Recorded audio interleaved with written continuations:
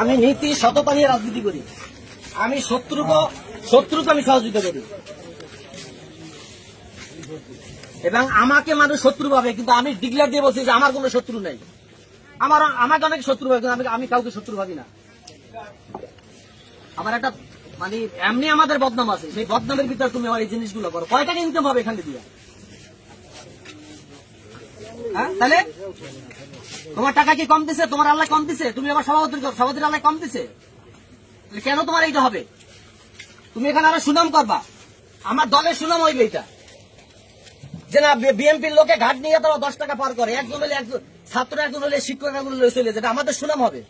এখন পর্যন্ত ক্ষমতায় আসতে পারি নাই, এখন পর্যন্ত কোনো নির্বাচন হয়, আদাও নির্বাচন হবে কি হবে না তার ভিতরে নেই। আমরা সব জায়গায় বদনামের শেষ আছে। 5 আগস্ট টাকার বদনাম শুরু হয়েছে না? হাইব্রিড বিএনপি এগুলা করে, হাইব্রিড বিএনপি করে দলের এই ক্ষতি করতেছে তারা। যেখানে আমরা ভোটের চিন্তা করে দিছি, আর তারেক রহমান বাংলাদেশের বাইরে বসে কি বলে? সে আছে দল ক্ষমতায় যাবে কিনা, সরকার গঠন করতে পারবে কিনা, নির্বাচন কিভাবে হবে, আমরা ক্ষমতায় যেতে পারবো কিনা, জনগণের মাধ্যমে ভোট দিবে কিনা, সেই চিন্তায় দিশেহারা তারেক রহমান। আর আমরা এখানে বসে ক্ষমতা দেখাই।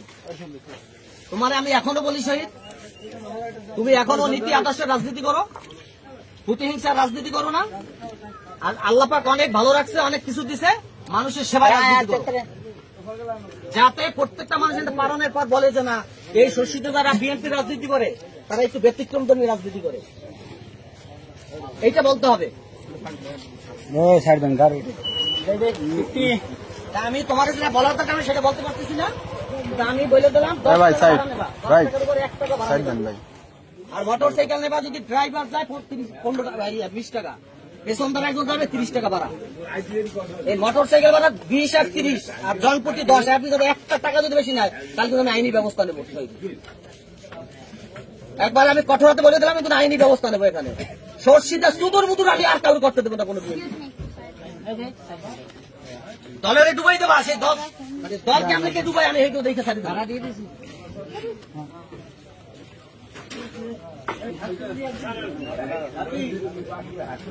তোমরা দলের বদনাম দিয়ে, দলের নাম দিয়ে তারপর তোমরা ই করবা, মানে ডাকবাজি করবা। 6 মাস আগে কেউ নেই 20 টাকা, শুধু ঈদের সময়টা বইলে দিচ্ছে, সেটা বলা আছে, সেটাও বলা আছে যদি দর্শক ঈদের সময় বকশিস দেয়, মানে দর্শকের বিষয়, সেটা আমাদের বিষয় না, সেটা তো আমাদের বিষয় না। ওটা হলো আওয়ামী লীগের আমল, সুধীর বাবু হলো আওয়ামী লীগের আমল, ওটা তারেক রহমানের দেখার বিষয় না। ঠিক আছে, তারেক রহমানের নির্দেশ কোনো টেন্ডারবাজি চলবে না, কোনো হানাহানি চলবে না, কোনো দুর্নীতি চলবে না, কোনো ই চলবে না। তুমি ওটা বলো কেন? তুমি আবার বলো কেন? সুধীর বাবু তো মানে আওয়ামী লীগের আমলে করছে, এটা আওয়ামী লীগ প্রতিবাদ করে না। তুমি প্রতিবাদ করছো, তুমি প্রতিবাদ আও না কেন? আবার তুমি আমার সুধীর বাবু দিতে আসো কেন?